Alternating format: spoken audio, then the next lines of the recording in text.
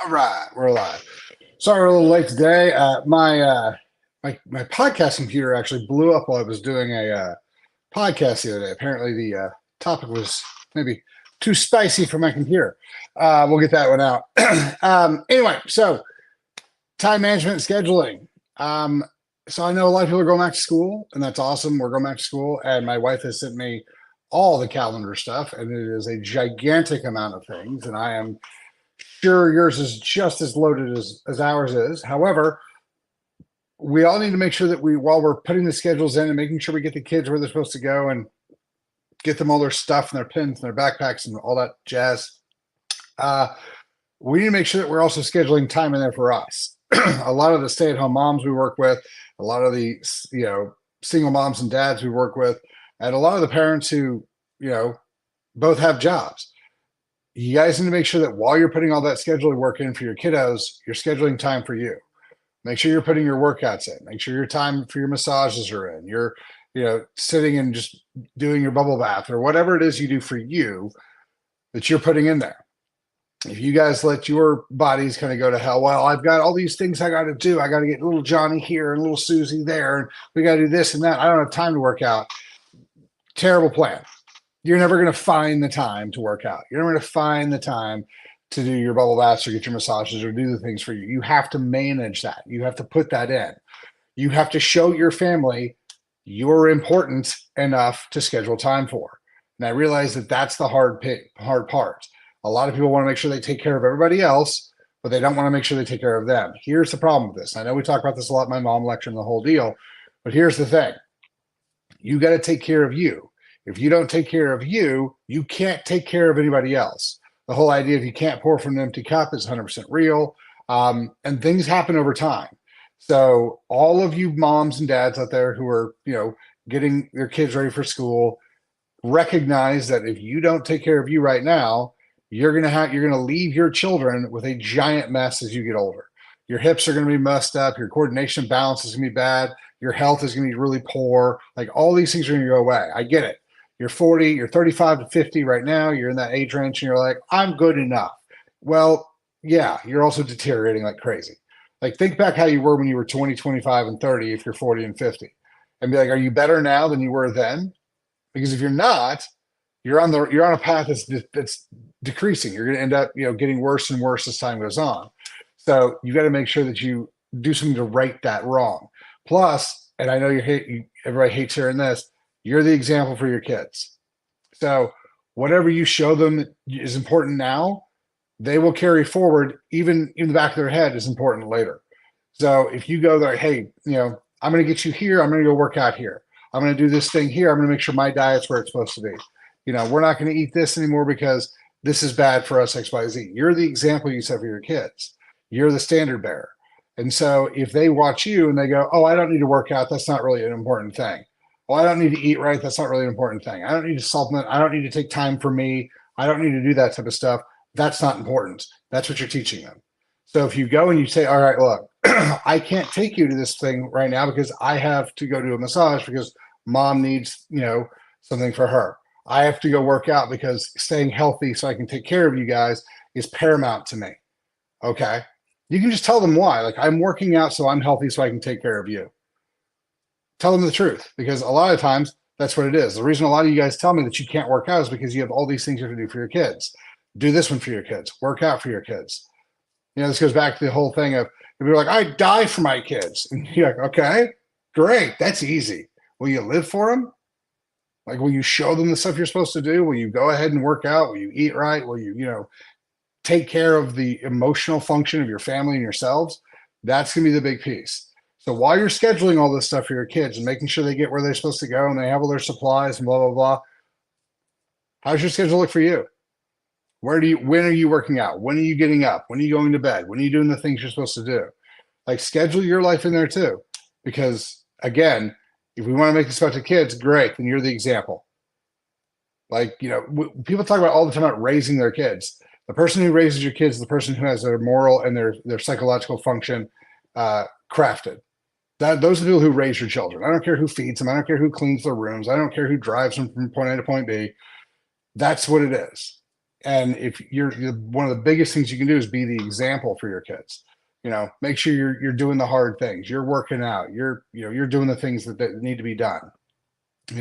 Those are the things that you guys need to make sure that you're doing. And I'm not saying things that you think are, people, I talk about this all the time. People are like, no one's like, you're crazy. No one says, I'm not the example my kids look up to. Like, everybody knows it. Like, this is not world breaking. No one's sitting there with notes being like, I never knew this. Like, these are things we all know, but we're not doing anything about. And so that's the thing that we need to kind of recognize. And this is one of the reasons that people get a little pissy when we talk about this, because it's a sore subject. And I get it. And you're like, well, there's just no time. Make the time. Find a place to do it. And I've talked to people about this a lot. Like, my career won't let me. My job won't let me. Okay. And I get it. Money's important. I'm not arguing that, especially now when everything's going sideways like it is. However, sooner or later, you can just sit down and be like, okay, what's more important? My job, my health, or my family? Like, that's gonna be a conversation that you guys kind of have to sit down and figure out. Because your job will take every second of your life, and it'll happily, greedily take it. So there isn't enough you could give to your job. Like, very few companies punish you for working overtime.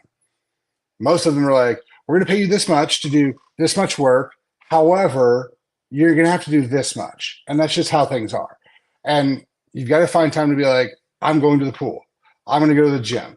I'm going to do these things. Like, I'm going to take time for me. I'm not just going to work my whole life and pay my bills and then die and be miserable, have low quality of life the whole time. So while you're scheduling all these things for your kiddos and for back to school and stuff like that, make sure you put some stuff in there for you. And I get it. This first week of school is going to be bonkers.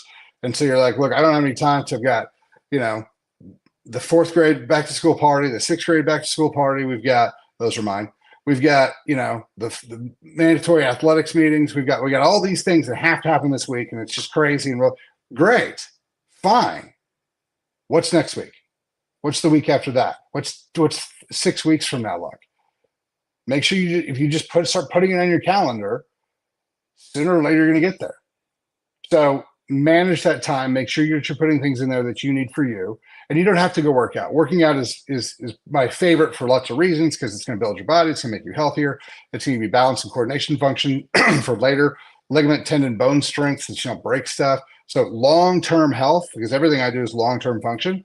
Long-term health, working out is going to be the very best thing you can do for your body and for your mind, sympathetic, parasympathetic function, digestion, the whole 9 yards.